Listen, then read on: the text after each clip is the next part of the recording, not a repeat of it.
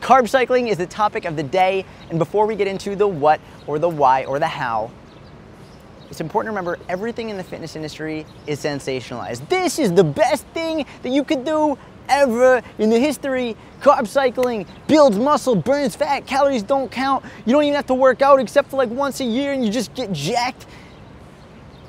Nothing is the end all be all, including carb cycling, which it works very well. And I'm gonna explain how and why and when you can use it, but it's not the end all be all. Nothing is. Intermittent fasting isn't, carb cycling isn't, keto isn't, nothing is.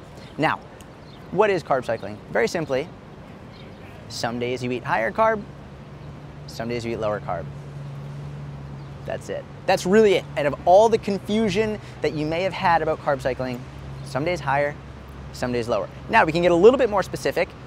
Generally, people will do it in a way that goes the days they work out, higher carb, the days they don't work out, lower carb. So if you're working out 4 days a week and resting 3 days a week, you would have like Monday, Wednesday, Friday, Saturday, high carb, Tuesday, Thursday, Sunday, low carb. Simple as that. That's it. Simple as that. Don't overthink it.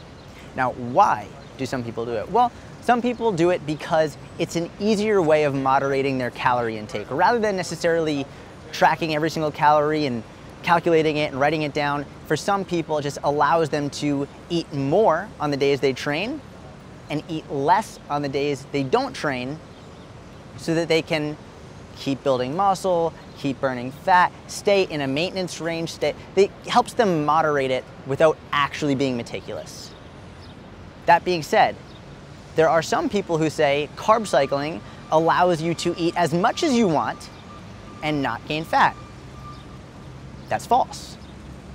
Doesn't matter what you do. Doesn't matter if you do intermittent fasting or carb cycling or keto or whatever. Calories always count, always. So even if you are carb cycling, you still have to make sure your calories match up with your goal. A deficit for fat loss, surplus for muscle gain. That's most important. Now, if you want to try carb cycling, give it a shot. Try it for 30 days. On your high carb days, try adding more oatmeal in your breakfast, more rice at lunch, potatoes at dinner. Simple as that. And then on your low carb days, take the oatmeal, take the rice, take the potatoes out, and maybe fill it with a little bit more fat. Avocado, eggs, nuts. Simple. Don't overcomplicate it. High carb some days, ideally on the days you work out. Low carb days, generally on the days you don't work out. That's carb cycling. Give it a shot.